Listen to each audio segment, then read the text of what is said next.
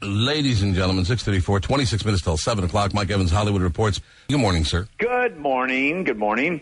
Pop quiz for you today. Regis Philbin has announced his retirement, but name the name of one of Regis's very unlikely closest friends. Talk regularly by phone.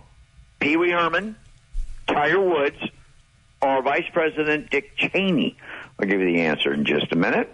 American Idol. It certainly wasn't bad, but it certainly wasn't compelling. A lot of singers got through that shouldn't have. J-Lo trying to be too goody-goody. I got a little tired of that. Tyler actually did show some signs of being really good, but some of his sex jokes were just lame. It was like produced vanilla. It's got to get better. And I did miss Simon. Anybody else watch it in studio? Just a couple of minutes during a commercial. What'd you think? Well, I think it is definitely missing Simon. Yeah. This chemistry is. Some people liked it, but I don't think it's there. Not yet. No, very, very mediocre. But it is the first show. Two celebrities got into a heated discussion the other day. Robin Williams and Sean Penn. Sean Penn said the most important thing we need to do is help the earthquake victims in Haiti. Robin Williams says the most important thing we need to do is help feed the 19 million kids that go to bed hungry in the United States every night. I love it. There you go. This next item, no show business, but I have a personal interest, so I thought I'd share it with you. Former U.S. Congressman from Hawaii, Neil Abercrombie, has been a friend of mine for decades. In fact, when I first met Neil, he was driving a cab in Honolulu. Well, Neil and I spent a lot of time together in Washington, D.C. during Obama's inauguration. Neil told me then that he was going to run for governor of Hawaii. He had enough of being a U.S. congressman. He also told me that stories, and he told me many times that after Barack became famous, that when he was in college, going to the University of Hawaii, he was a friend of Barack Obama's dad. And he remembers Barack Obama as a little kid. He used to call him Barry.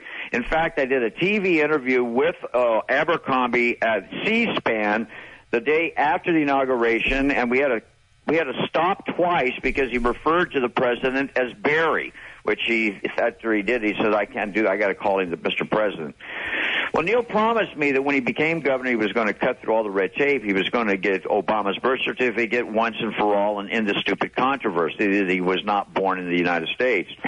Yesterday, talking to Neil's office, Neil says that he searched everywhere using his power as governor at the Kapiolani Women's and Children's Hospital and Queens Hospital, the only places kids were born in Hawaii back when Barack was born. There is no Barack Obama birth certificate in Hawaii. Really? Absolutely no proof at all that he was born in Hawaii. Wow. Now, he went out. He loves Obama. I mean, he purposely did this to get rid of that question. Now, got some egg in the face. I mean, now he admits publicly that there is no birth certificate. Honestly. Well, and Mike, the addendum to that is there's this story of there was a birth announcement, but it's been explained his grandparents could have called the newspaper and said, hey, our grandchild was born, and he didn't have to be born in Hawaii for that. So it's raising the issue again. Absolutely. After it seemed to be put to bed. And I asked him, I go, well, when do you remember Barack? When your first memory? And he goes, I remember him playing like in a T-ball league. And I go, like, well, how old? He was like 5 or 6, something like that. I go, what about before that? He goes, I don't really remember him much before that, which I thought was very odd. Really? Anyway. So I have a question for you. Yeah. According to our federal law, and I don't know if it's constitutional law, but I assume it would be, why is he allowed to be the president of the United States then if he can't prove he's a U.S. citizen? Well, that's born here. The big question.